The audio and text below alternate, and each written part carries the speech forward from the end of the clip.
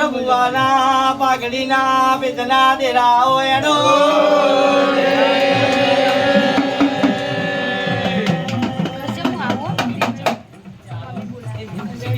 હનુમાન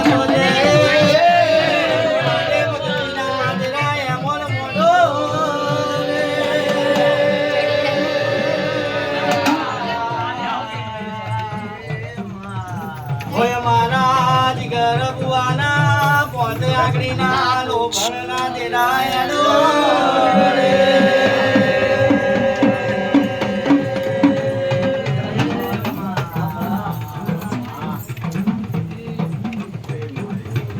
મારેડીના રોમ પેડીના પ્રભુ લઈને યાદો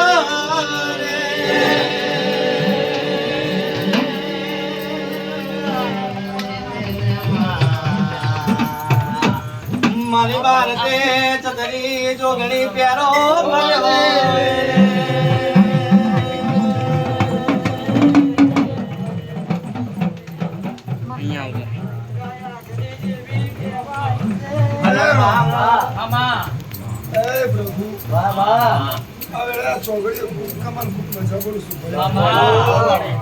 મહીસાગર નદી નો કોટો વેરા કાઢી વંજરાની છોકરી ખૂબ ખબર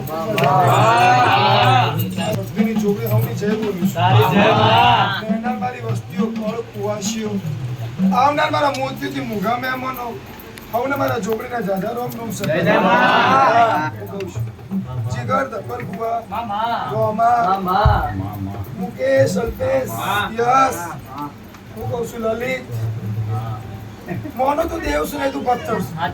હું કહું હું છોકરી કોઈના બાપની થઈ નહીં કોઈના બાપની થવાની મને મોનો મને પૂછે ના બાપની શું જીગા હું કહું છું હું મસ્તક વગરની માતા છું ભાઈ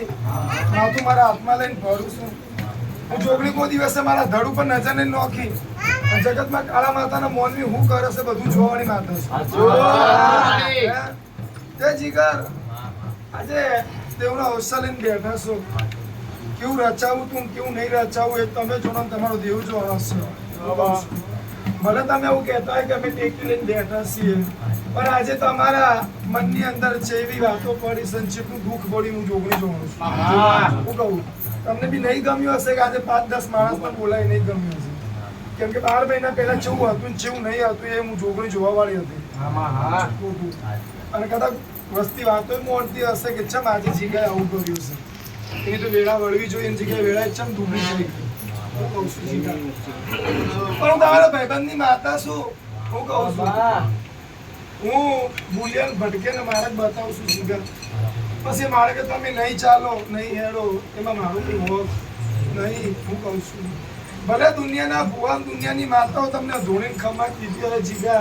અને આમ નામ ખમા થતી નહીં હું કહું છું ખમા કરવા પાછળ અમારા દેવની કેટલી મહેનત કેટલી મજૂરી કરવી જીગા એ તો મારો દ્વારકા વાળાનું જોગણી જોણું હું કહું છું હું મેળું મારતી નહીં જીગા પણ હું તમારો માવતર છું એટલે જાજુ કહેતી પણ નહીં કે ધવલ બુવા રોમા કલયુગનો જમાનો છે ને આ પચરંગી રંગ્યા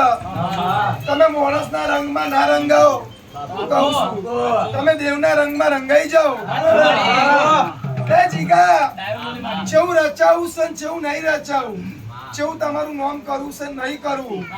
હું જોગણી જોવાનું છું પણ તમે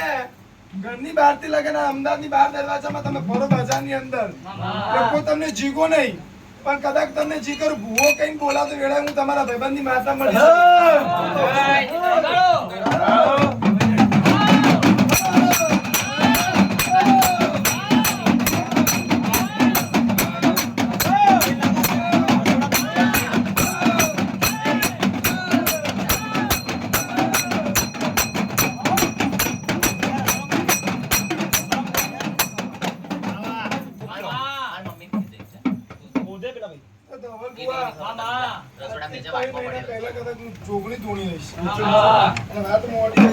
तेल तेल मका भाव में ऐसे इतना तेल अपना પણ તમારે કદાચ કોઈક જગ્યાએ વાત ઊભી હશે, કોઈક જગ્યાએ તમારે કંકાસ થતી હોય, કોઈક જગ્યાએ તમે હવળું નાખતો ને હવળું થઈ જતું હોય. એ દિવસે હું મેરા કાઢીને કિશનની માતાઓ બોલી હતી કે હું મેરી જેવું કોઈક દેવ છું. એને ગોતી નાખજો તો એનું ઠેકાણું કરી નાખજો તો વેળાએ તમારું ઠેકાણું થઈ જાય. એ વાત મેં મોડી કીધી.